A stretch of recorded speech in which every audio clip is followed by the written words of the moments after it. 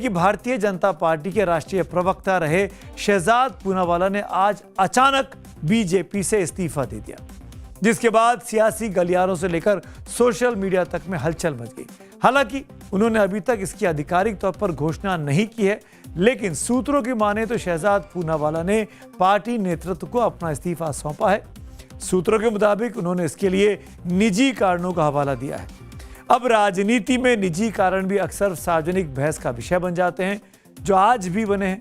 बहस इसलिए भी हो रही है क्योंकि इस्तीफे से एक दिन पहले कल उन्होंने एक पुराना अपना इंटरव्यू सोशल मीडिया पर शेयर किया था, जिसमें उन्होंने सक्रिय राजनीति से दूर होने की इच्छा जताई थी। और आज इस्तीफे की चर्चा के बीच शहजाद ने अपना सोशल मीडिया प्लेटफॉर्म एक्स के बायो से नेशनल स्पोक्सपर्सन बीजेपी का जो टैग लिखा था उसको हटा दिया। इस पर लोगों का अब ध्यान जाए, इसीलिए उन्होंने खुद ही माई अपडेटेड बायो लिखकर इसको शेयर भी किया, यानी अपनी तरफ ध्यान आकर्षित किया अपने हैंडल की ओर। लेकिन आप गौर से देखेंगे उन्होंने अपने सोशल मीडिया प्रोफाइल पर एक और चीज महत्वपूर्ण लिखी हुई है, life long follower of PM Narendra Modi, मतलब प्रधानमंत्री नरेंद्र मोदी का आजीवन समर्थक। यानी बीजेपी पार्टी छोड़ दी, लेकिन नरेंद्र मोदी को समर्थन उनका बरकरार रहेगा। यहीं से शुरू होता है सियासी गोलमाल का खेल। पीएम मोदी के आजीवन समर्थक और भारतीय जनता पार्टी से इस्तीफा, कितना सुंदर संतुलन दिखाई देता है। अब ऐसा बैलेंस कोई पार्टी प्रवक्ता ही तो बना सकता है। राजनीति में इसे शायद सॉफ्ट एग्जिट कहा जा सकता है। आपको बता दूं, राजनीतिक पार्टी का प्रवक्ता नेता तो होता ही है, कई मायने में वो नेता से भी 2 कदम आगे होता है। उसका काम पार्टी के स्टैंड को हर हाल में सही साबित करना होता है। अगर पार्टी कहे कि दिन है तो वो सूरज लेकर नीचे आ जाएगा, और अगर पार्टी दिन में कहे कि रात है तो वो चांद को गवाह बना के साबित करेगा कि नहीं, अभी तो शाम हो रही है। शहजाद पूनावाला की शख्सियत भी ऐसी ही रही है। एक समय कांग्रेस की तरफ से बीजेपी पर ऐसी बरसात करते थे कि टीवी स्टूडियो में छाता खोलना पड़े। फिर बीजेपी में आए तो कांग्रेस पर भी वैसे ही बरसने लगे। सुनिए जरा।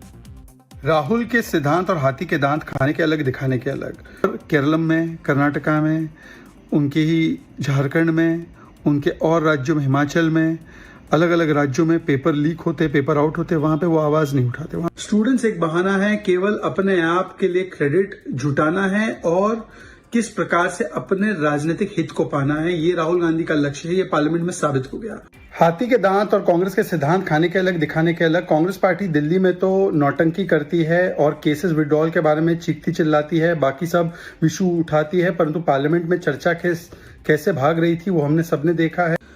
एक तरफ विपक्ष कहता है कि एनडीए की, मोदी जी की सरकार एंटी माइनॉरिटी है, और दूसरी तरफ किरण रिजिजू जी ने आंकड़े ऐसे प्रस्तुत किए हैं जिससे कि इनका पूरा नैरेटिव ध्वस्त हो गया इस्लामोफोबिया वाला। अगर कोई मेरिट से आगे आता है, परिवार के दम पर नहीं, तो कैसे उनसे घृणा करते, गाली देते।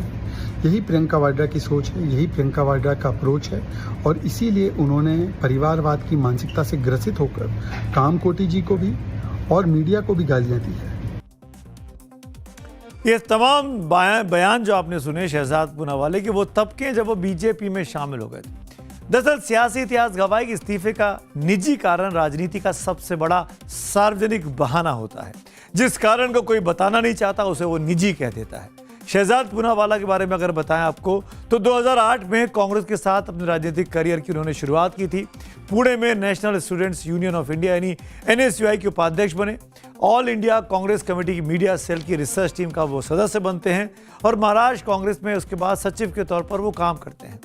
पूरी वक्त वो कांग्रेस पार्टी के साथ रहे, कांग्रेस पार्टी के मीडिया सेल में काम किया। टॉम वडक्कन जो कि अब वो भी बीजेपी में, उनके साथ शहजाद पूनावाला काम करते थे। यूपीए की सरकार जब थी और राज्यसभा टीवी में जब राजीव शुक्ला काम किया करते थे, उनकी टीम का कोर हिस्सा रहे हैं शहजाद पूनावाला।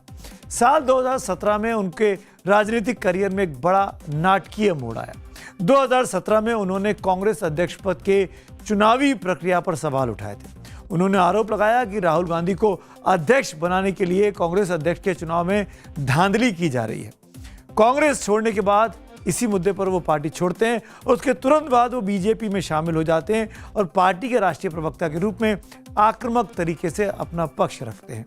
मुस्लिम हैं, कांग्रेस छोड़कर आए हैं, नरेंद्र मोदी के लिए बैटिंग करते हैं, बीजेपी उन्हें भरपूर हाथों हाथ लेती है। 2021 में उन्हें दिल्ली बीजेपी के सोशल मीडिया प्रकोष्ठ का प्रभारी बनाती है, लेकिन आज उनके बीजेपी छोड़ने के बाद उनके पुराने बयान सोशल मीडिया पर अचानक ट्रेंड करने लगे हैं, जब वो कांग्रेस में हुआ करते थे। अच्छा, ऐसा गोलमाल करने वालों में शहजाद अकेले नहीं है। ये सिर्फ शहजाद पूनावाला भर की कहानी नहीं है। राजनीति का अपना मौसम विभाग है। यहाँ हवाएं बदलती हैं तो बयान भी दिशा बदल लेते हैं। कई नाम आपको याद दिलाता हूं जो आप अगर आप भूल गए हो। राघव चड्ढा, गौरव वल्लभ, गौरव भाटिया, प्रियंका चतुर्वेदी, शाजिया इल्मी, डॉक्टर अजय आलोक जैसे कई नाम हैं। सबकी कहानी लगभग एक जैसी है। कल तक जिस पेड़ की जड़ खोद रहे थे, आज उसी पेड़ की छांव में प्रेस कॉन्फ्रेंस करते दिखाई देते हैं। चाहे वो सोनिया गांधी जी हो, राहुल गांधी हो, चाहे अरविंद केजरीवाल हो, चाहे तमाम तुष्टीकरण करने वाली पार्टियां, समाजवादी पार्टी भी है, ममता बनर्जी भी है, किसी ने भी हम कानून के साथ हैं, पीड़ित परिवारों के साथ हैं, ये नहीं कहा। उन्होंने केवल एक बात कही, तुष्टीकरण हम करते रहेंगे, मस्जिद जाएंगे, एक वर्ग की बात करेंगे, अगर वो अपराधी भी है तो क्या हुआ। आदमी घर बदलता है, नौकरी बदलता है, शहर बदलता है, लेकिन पार्टी प्रवक्ताओं के दल बदल को देखकर तो कहना गलत नहीं होगा, अब तो विचार भी किराए के मकान की तरह बदलने लगे हैं। कल तक जिस विचारधारा में धूप सेक रहे थे, आज उसी पर पत्थर मार रहे होते हैं। जैसे आजकल राजनीति में विचारधारा नहीं, रिचार्ज प्लान चल रहे हों, जिसका पैक खत्म वो दूसरे नेटवर्क पर पोर्ट हो जाता है। मोबाइल नंबर वही रहता है, बस नेटवर्क नया पकड़ लेता है। अब कांग्रेस से बीजेपी में आए गौरव वल्लभ को ही सुन लीजिए। जब वो कांग्रेस के प्रवक्ता थे तो बीजेपी को खूब खरी खोटी सुनाया करते थे। अप्रैल 2024 में उन्होंने कांग्रेस से इस्तीफा दे दिया और बीजेपी में आ गए। दल बदलने के पीछे उन्होंने कांग्रेस के सनातन धर्म विरोधी नारों और अयोध्या राम मंदिर प्राण प्रतिष्ठा समारोह के निमंत्रण को अस्वीकार करने की नीति को बताया था। फिलहाल वो प्रधानमंत्री की आर्थिक सलाहकार परिषद EAC-PM के सदस्य हैं। 2024 का जो चुनाव है लोकसभा का, वो लड़े और ऐसी ताकतों को हराए जिनकी बुनियाद डिवाइड एंड रूल पे है, झूठ बोल के आगे बढ़ने पे है, लोगों को गुमराह करके, डिस्ट्रैक्ट करके, लोगों फैक्ट्स को डिस्टॉर्ट करके, संवैधानिक व्यवस्थाओं का हनन करके आगे बढ़ने का है, उनको हराने का दे। अभी हमारी जो चर्चा है उसको आगे बढ़ने दीजिए, एक एक चीज़ को देश के लोगों के सामने स्पष्ट करेंगे। महत्वपूर्ण ये है कि बेरोजगारी की समस्या कैसे हटाई जाए, महंगाई का निदान क्या हो। देखिए, भारतीय जनता पार्टी का जो मनोस्थिति है ना, वो ऐसी हो गई है कि उनको कुछ समझ में नहीं आ रहा है कि करें तो करें क्या। उन्होंने कई प्रयास किए, हर प्रयास में देश के लोगों ने उनको मुंह तोड़ जवाब दिया। जितना उन्होंने गलत प्रयास किए, उतने ही अधिक लोग जुड़ते गए। प्रवक्ताओं के दल बदल ने सियासत में एक नई शख्सियत इजाद की। उन्हें सर्वदलीय प्रवक्ता नाम दिया जा सकता है। ये किसी भी पार्टी में फिट हो सकते हैं, बस गले में पड़ा गमछा जो होता है उसको बदलना होता है। फिर देखिए गले से निकलने वाली आवाज कैसे 180 डिग्री से टर्न मार लेती है। अब जयवीर शेरगिल साहब को लीजिए। पेशे से वकील जयवीर शेरगिल ने साल 2012 में कांग्रेस पार्टी के साथ अपने राजनीतिक जीवन की शुरुआत की थी। वो कांग्रेस के सबसे कम उम्र के राष्ट्रीय प्रवक्ता और मीडिया पैनलिस्ट रहे। अगस्त 2022 में उन्होंने पार्टी की कार्यशैली और चाटुकारिता का आरोप लगाते हुए कांग्रेस से किनारा कर लिया। कांग्रेस छोड़ने के करीब 3 महीने बाद 2 दिसंबर 2022 को उन्होंने औपचारिक रूप से बीजेपी की सदस्यता ग्रहण कर ली। बीजेपी में शामिल होते ही उन्हें राष्ट्रीय प्रवक्ता बना दिया गया। राजनीति के मौजूदा दौर में एक मुहावरा बहुत ही इस्तेमाल होता है, गिरगिट की तरह रंग बदलना। गिरगिट बेचारा तो सिर्फ रंग बदलता है, बयान नहीं। लेकिन अपने देश में प्रवक्ता जब पार्टी बदलते हैं तो बयान भी ऐसे बदलते हैं जैसे अपने पुराने मोबाइल का वॉलपेपर चेंज कर रहे हो।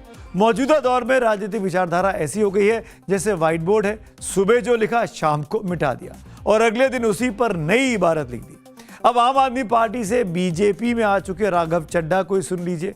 कभी वो आम आदमी पार्टी के सबसे युवा राष्ट्रीय प्रवक्ताओं में से एक रहे, अब उसी आप की बखिया उधेड़ने में पीछे नहीं रहते हैं।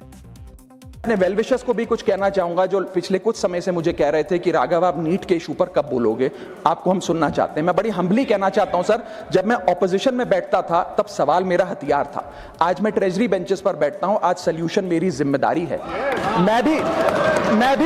मैं भी रोज कैमरे के सामने आकर साउंड बाइट दे सकता था, लेकिन मुझे हेडलाइन नहीं सर, मुझे आउटकम चाहिए। और जब मैं ऑपोजिशन में था तब मेरा काम इशू रेस करना और सवाल उठाना था, और पूरा सदन और आप जानते हैं मैंने वो काम पूरी ईमानदारी से किया। लेकिन आज मेरा रोल कैमरा के सामने अटेंडेंस लगाने का नहीं है, मेरा role is my focus is to fix the system. इसीलिए मैंने अपने आप से एक वादा किया, I made a promise to myself कि मैं इस मुद्दे पर पार्लियामेंट में बोलूंगा, और उस दिन बोलूंगा जिस दिन हम प्रॉब्लम सॉल्व कर रहे होंगे, सोल्यूशन लेकर आएंगे। राघव चड्ढा का दर्द, पीड़ा और कंफ्यूजन उनके दिमाग का समझ में आ रहा था जब वो कल नीट वाले एग्जाम पर पेपर के मुद्दे पर बोल रहे थे। राघव को इंटरव्यूज देने चाहिए और बताना चाहिए कि रातों रात ऐसा क्या हुआ कि उन्होंने आपको छोड़कर बीजेपी का दामन थामा। ज्यादातर लोग जो आए हैं वो बीजेपी में आए हैं क्योंकि बीजेपी सत्ता में है। ऐसे दल बदलू प्रवक्ताओं की लिस्ट बहुत लंबी है, इतनी लंबी है कि अगर हर यू टर्न का टोल टैक्स लगता तो शायद चुनाव आयोग का बजट निकल जाता। अब कुछ नाम देखिए। शाज़िया इल्मी आम आदमी पार्टी से 2015 में बीजेपी में आई थी, वह आपकी फाउंडर मेंबर्स में से एक हैं। अब बीजेपी के आजकल राष्ट्रीय प्रवक्ता हैं। एक और नाम प्रियंका चतुर्वेदी जी, कांग्रेस की राष्ट्रीय प्रवक्ता रह चुकी। प्रियंका ने साल 2019 में कांग्रेस पार्टी से इस्तीफा दे दिया था। कांग्रेस छोड़ने के बाद वो शिवसेना में गई और जब शिवसेना का बंटवारा हुआ तो शिवसेना यूबीटी में वो राज्यसभा की सदस्य बनी रही। एक और नाम प्रेम शुक्ला का, पहले शिवसेना में रहे, बहुत खास थे बाला साहब ठाकरे के, 2016 में बीजेपी में आ गए और अब राष्ट्रीय प्रवक्ता हैं। रोहन गुप्ता एक और महत्वपूर्ण नाम, कांग्रेस में रहे, अप्रैल 2024 में बीजेपी में आ गए, कांग्रेस में सोशल मीडिया टीम के इंचार्ज हुआ करते थे। देश में दल बदल कानून सांसदों और विधायकों पर तो लागू होता है, लेकिन पार्टी के प्रवक्ताओं के लिए ऐसा कोई कानून नहीं है। शायद इसीलिए राजनीति में प्रवक्ताओं का यू टर्न बहुत आसानी से हो जाता है। हम किसी के दल बदलने पर फैसला नहीं सुना रहे हैं, हर व्यक्ति स्वतंत्र है, लेकिन इतनी गुजारिश जरूर है किसी भी पार्टी के प्रवक्ता से, जब अगली बार टीवी पर आकर कहिए, मैं हमेशा से यही मानता आया हूं,